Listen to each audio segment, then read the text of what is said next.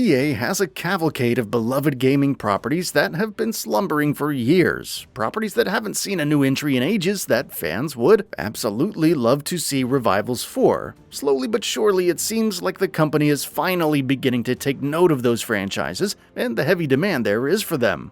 As a result, we're seeing it bring a couple of those back. One of those, and perhaps the one that saw the heaviest demand for the most sustained period of time before EA relented and greenlit a new entry, is Skate, a series that EA has finally seen the potential in once again, no doubt motivated by the critical and commercial success enjoyed by the Tony Hawk's Pro Skater remakes when they launched in 2020. There is a lot riding on this game, which is being referred to simply as Skate, implying that it's a series reboot. Skate has a huge fan following, not to mention the fact that the series has a great track record, having impressed audiences with each of its 3 mainline entries so far.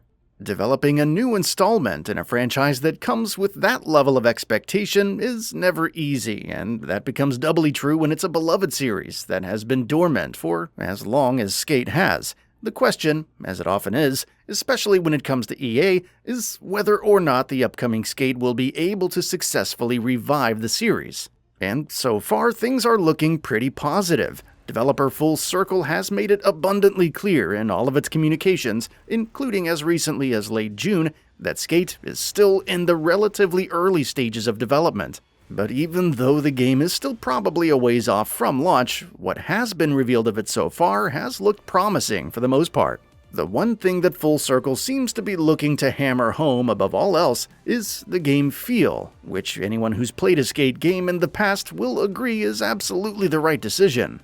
This series is all about immaculate movement and precise controls, of constantly feeling like you're in absolute control of every little trick, every little jump, every little feint you pull. Of course, that requires practice and familiarity with the game and its systems, not to mention the map you're skating in. But Skate, as a series, has always delivered tight, responsive controls and movement that feels great in the moment. Based on everything that we've seen of Skate so far, and based on all of the impressions from its pre-alpha insider testing, it looks like the game is nailing that feeling.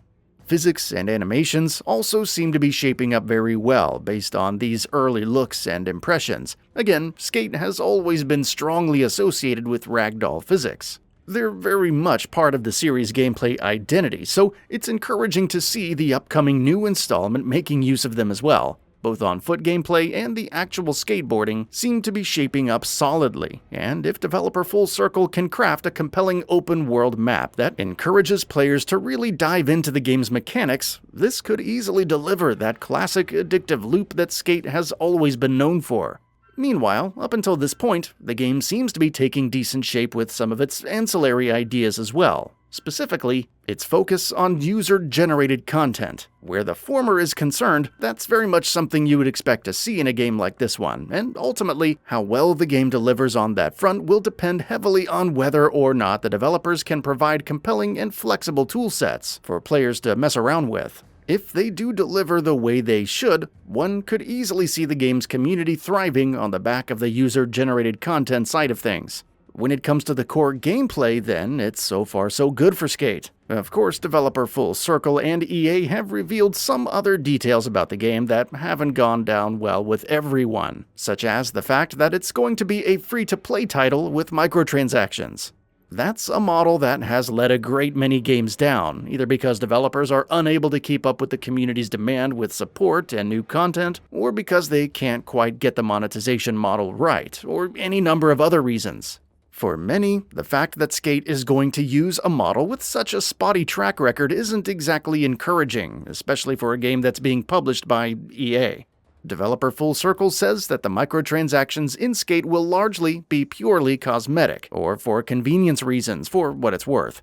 Head of Product Management Isabel Mocard said about Skate's monetization, quote, "We're taking inspiration from other popular titles that are free to play, where spending money is totally optional, and it's mostly about cosmetics and convenience," end quote.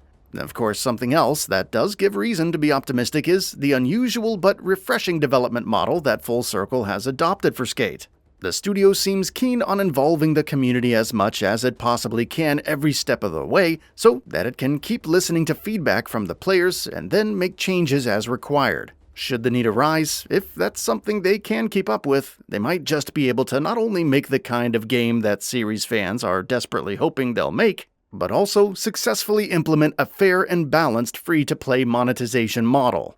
Many might have other concerns that generally go hand in hand with any game that's taking the live service approach. Will Skate have enough content at launch to keep players busy for a while? Will Full Circle be able to keep up a steady stream of content following the game's launch that keeps its player base satisfied and keeps pulling new players in? There's a laundry list of games that have failed on those fronts and crashed out hard. And honestly, it's a fool's errand to even try and make predictions for something like that.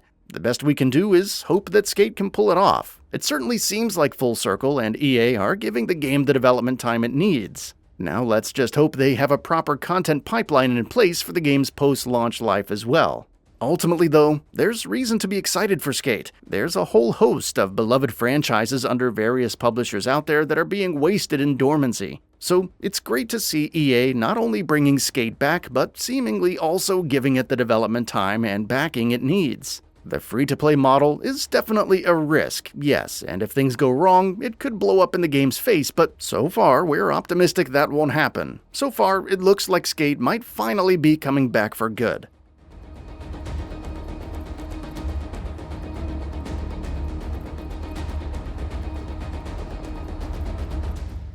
That's all for now. If you enjoy what you saw, please hit the like button. And if you're new to the channel, now is a great time to subscribe. We upload brand new videos every single day. After subscribing, don't forget to enable all notifications by clicking the bell icon.